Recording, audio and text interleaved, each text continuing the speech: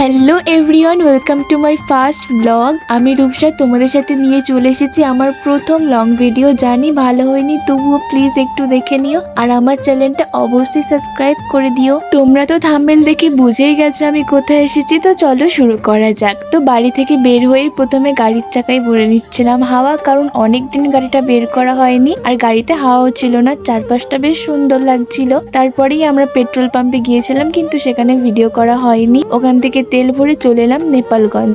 নেপালগঞ্জ জায়গাটা কিন্তু অনেকেরই হয়তো চিনতে পারবে কি ঠিক জানি না, এখানে হাট বসে। তো আমরা এখানে চলে এসেছিলাম, এখান থেকে আমরা অনেক সময় কেনাকাটাও করি। তো এরপর আমরা এই গলিটা দিয়ে চলে যাচ্ছিলাম, আর এখানে না প্রচুর রোদ বের করেছিল আর স্কুটি চালাতে খুবই অসুবিধা হচ্ছিল। তো দেখো আমরা দুজন যাচ্ছি। তো এখানে ঢুকেই প্রথমে পার্কিং চার্জ দিয়ে আমরা চলে এসেছিলাম গাড়িটা পার্কিং করতে। বাড়ি থেকে তো বেরিয়েছিলাম অনেক খুশি হয়ে, কিন্তু রাস্তায় এসে একটু স্যাড হয়ে গেছিলাম, কারণ আমাদের পুলিশ ধরেছিল। তোমরা তো দেখতেই পাচ্ছ আমরা একটাই হেলমেট নিয়ে গেছিলাম। তো প্রথমে তো অনেক কথাই বলছিল যে গাড়িটা নাকি ওদের কাছে রেখে দেবে, পরে আমাদের থানায় গিয়ে নিয়ে আসতে হবে, আরো অনেক কথা। তারপরে শেষে বললো 660 টাকা দাও তাহলে ছেড়ে দেবো। তারপর বড়মশাই বললো যে না, আমরা 300 টাকা দেবো। তো 300 টাকাতে ওরা রাজি হয়ে গেছিল। যখন 300 টাকা বড়মশাই দিয়েছে, ওই পুলিশটা আবার আমাকে 100 টাকা দিয়ে বললো যে নাও তুমি ফুচকা খাবে। তো এই ব্যাপারটা আমার তো খুবই ভালো লেগেছিল, তাই আর কোনো স্যাড ভাব ছিলই না আমার মধ্যে।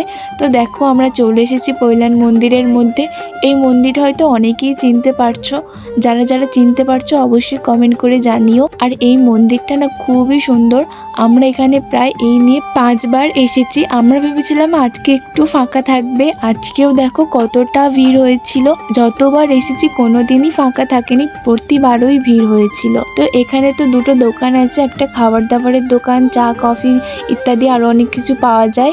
আর এই সাইডটা ছিল একটা ক্যান্টিন, এখানেও অনেক ধরনের রেস্টুরেন্ট টাইপের খাবার দাবার পাওয়া যায়। তারপর তো আমরা এখানে চলে এসেছিলাম একটু বসে থাকার জন্য, কারণ অনেকবারই তো এসেছি, কি আর ঘুরে দেখবো। সরস্বতী পুজোর সময় তো এখানে একটুও ফাঁকা থাকে না। আমাদের রিলেশনের ফার্স্ট সরস্বতী পুজোতে আমরা এই পৈলান মন্দিরেই ঘুরতে এসেছিলাম। তো দেখতেই পাচ্ছ চারপাশটা কতটাই ভিড়। তারপরেই তো আমি আর বড়মশাই দুজনে বসে বসে গল্প করছিলাম, আর আগে যতবার এসেছি সেই সব কথাগুলোই দুজনে মিলে বলছিলাম। সাইডেই একটা মাঠ ছিল, এখানেও অনেক কেউ বসেছিল, ভাবলাম ওখান থেকেও একটু ঘুরে আসি। আর এতই ভিড় ছিল যে রিলস বানাবো বলে আমি ডান্সও প্র্যাকটিস করে গেছিলাম, বাট এত ভিড়ের মধ্যে কিভাবেই বানাবো, সবাই তো মুখের দিকেই তাকিয়ে থাকবে। জানি না কবে পৈলান মন্দিরে এসে একটু ফাঁকা পাবো, হয়তো দুপুরের টাইমটা আসলে একটু ফাঁকা থাকতে পারে। ওই যে দূরে দেখতে পাচ্ছ বড়মশাই ওখানে দাঁড়িয়ে আছে, আর আমি একটু একটু করে ভিডিও ক্লিপ নিচ্ছিলাম। এখানে তো অনেক লোকজনই ছিল, একটু লজ্জাও লাগছিল। তো তারপর আমরা দুজন একসাথে চলে এসে একটা জায়গা এখানেই বসে বসে কিছুটা টাইম স্পেন্ড করছিলাম সন্ধে হওয়ার জন্য। তো সন্ধেবেলা আমরা আবার চলে গেছিলাম মন্দিরে। বিকেলবেলা এসে তখন আমরা আর মন্দিরের ভিতরে যাইনি, ভাবলাম সন্ধ্যাবেলাটাই যাব। এর আগে যতবার আমরা এসেছি কোনোদিনই সন্ধ্যাবেলা থাকা হয়নি, ওই 6:30টার মধ্যেই বেরিয়ে গেছিলাম। আর এখানে আজকে সন্ধ্যা আরতি হচ্ছিল, সেটাই দেখছিলাম।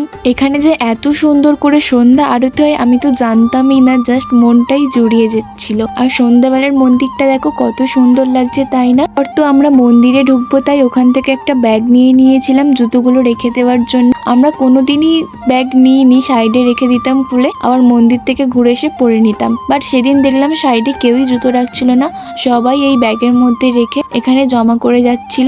তাই আমিও ভাবলাম যে জমা করে দেবো জুতোটা। তো কিছুক্ষণ লাইনে থাকার পরে আমার ব্যাগটা নিয়ে নিল, নিয়ে একটা টুকুন দিয়েছিল, এই যে 152 লেখা, এটা দেখিয়ে আবার জুতো নিয়ে নিতে হবে।